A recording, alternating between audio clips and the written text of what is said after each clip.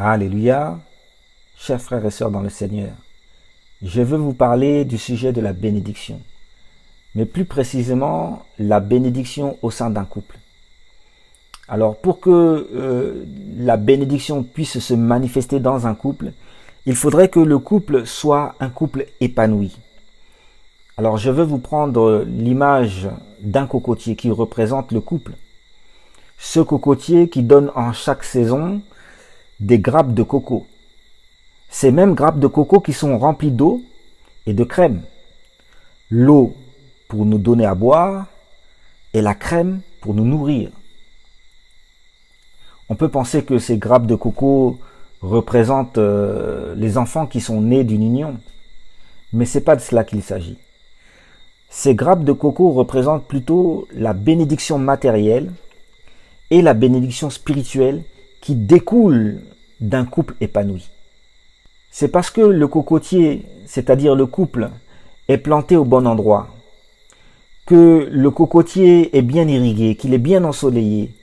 Tous ces facteurs font que on trouve au sein de ce cocotier à boire et à manger.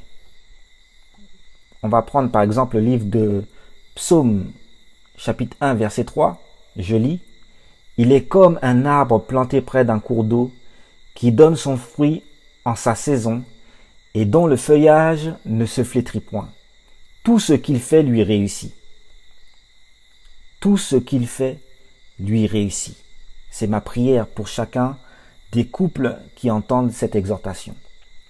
Un couple épanoui déclenche une pluie automatique de bénédiction. Mais il faudrait, je répète, que ce couple soit épanoui. Et pour que ce couple soit épanoui, il faut respecter deux principes. Le principe d'abord spirituel. L'amour de Dieu qui doit être partagé entre l'homme et la femme. Et chacun vient avec une portion de l'amour qu'il a déjà. L'amour qu'il a déjà travaillé dans sa famille respective. L'amour qu'il a travaillé dans son église. L'amour qu'il a travaillé avec ses frères et ses sœurs. C'est cet amour-là qui est mis en commun, qui installe au sein du foyer la présence de Dieu. Voilà. Il faudrait qu'il y ait d'abord cet amour-là, cet amour spirituel. Et ensuite, il y a l'amour charnel qui est consommé et qui, à ce moment-là, où les deux corps s'imbriquent pour devenir une seule chair, selon la parole de Dieu, parce que la parole de Dieu dit, ils deviendront une seule chair. L'homme quittera son père et sa mère et ils deviendront une seule chair. Mais ils ne deviennent pas seulement une seule chair à ce moment-là, parce qu'ils deviennent aussi un seul esprit et une seule âme.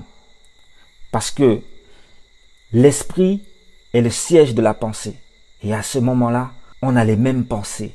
Et l'âme étant le siège des sentiments, effectivement, à ce moment-là, on a les mêmes sentiments. Dans un acte sexuellement bien consommé, le couple se retrouve en pleine possession des fruits de la création. Lorsque Dieu créa le jardin d'Éden et qu'il plaça l'homme au milieu du jardin pour le garder, pour le cultiver, mais surtout pour dominer sur toute la création. La terre et toutes les richesses que renferme la création reviennent à ce moment-là sous la domination de l'homme. Pourquoi ? Parce que l'homme est en train d'accomplir la parole de Dieu qui dit, Genèse chapitre 1 verset 28, Dieu les bénit et leur dit, soyez féconds, multipliez, remplissez la terre et l'assujettissez. Et dominez sur les poissons de la mer, sur les oiseaux du ciel et sur tout animal qui se mue sur la terre. Coucher avec sa femme, bien-aimé, ce n'est pas quelque chose de souillé, c'est pas quelque chose de sale. C'est plutôt un acte hautement spirituel. Un acte que Dieu nous demande d'honorer comme un devoir matrimonial. Oui, c'est vraiment ça, c'est un devoir matrimonial. Dans 1 Corinthiens chapitre 7 verset 5, Dieu nous dit « Ne vous privez point l'un de l'autre, si ce n'est d'un commun accord pour un temps, afin de vaquer à la prière, puis retourner ensemble de peur que Satan ne vous tente par votre incontinence. » Donc Dieu nous donne l'ordre véritablement de respecter cet acte-là. C'est vrai que le rôle de Satan a été de pervertir cet acte, qui au départ est un acte sacré.